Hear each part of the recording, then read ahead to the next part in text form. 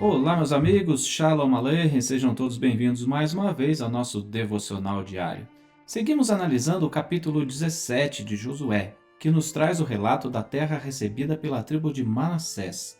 E nele, mais uma vez, vemos um detalhe fundamental sobre direitos e sobre liderança. Josué capítulo 17, versículos 3º e 4 nos dizem assim: Tselofehad, porém, filho de Hefer, filho de Gileade, filho de Maquir, filho de Manassés, não teve filhos, mas só filhas, cujos nomes são estes: Maclá, Noá, Roglá, Milcá e Tirsá. Estas chegaram diante de Eleazar, o sacerdote, e diante de Josué, filho de Num, e diante dos príncipes, dizendo: O Senhor ordenou a Moisés que se nos desse herança no meio de nossos irmãos, pelo que, segundo o dito do Senhor, Josué lhes deu herança no meio dos irmãos de seu pai. Depois de vários anos como líder do povo, de várias conquistas territoriais, Josué começa a distribuição da terra entre as tribos de Israel. E de repente, chegam diante dele 5 mulheres que começam a pleitear o seu direito, sendo que as terras eram distribuídas entre os homens de cada tribo. E as 5 filhas de Selofhad expressam: O Senhor ordenou a Moisés. E a primeira coisa que vem à mente, quanta ousadia dessas mulheres! Tiveram coragem de vir diante do líder de Israel, Josué, e falar que Deus havia dado uma ordem a Moisés quanto à herança para elas. Sim, de fato é preciso coragem, mas aqui é apenas a continuação da história delas.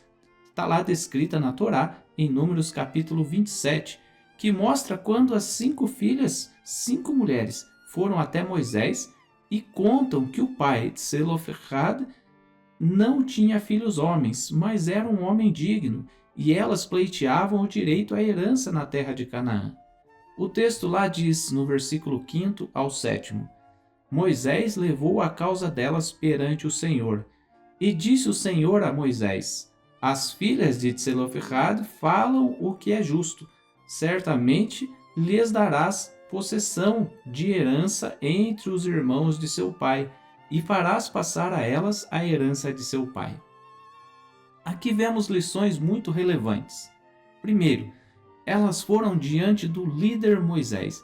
Não ficaram se queixando aleatoriamente para pessoas, como coisas como: por que só os homens receberão herança?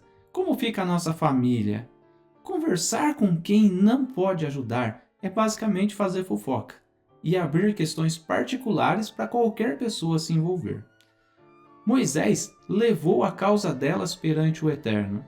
O líder não deve menosprezar a vida dos seus liderados, mas estar sempre disposto a ser Moshe, orar pelas pessoas, procurar ajudá-las a resolver os problemas, orientar, aconselhar. Quando Moisés não teve resposta para as 5 mulheres, ele levou a causa perante o Eterno, e não simplesmente disse como muitos: eu não posso fazer nada por vocês. Terceira lição: Deus disse a Moisés: a causa delas é justa. Quando pleiteamos algo de forma digna, o próprio Deus responde. Isso não quer dizer, entretanto, que elas receberam a terra naquele momento, mas vários anos mais tarde, aquilo que elas pleitearam ainda com Moisés se viu cumprido nos dias de Josué. É preciso saber esperar.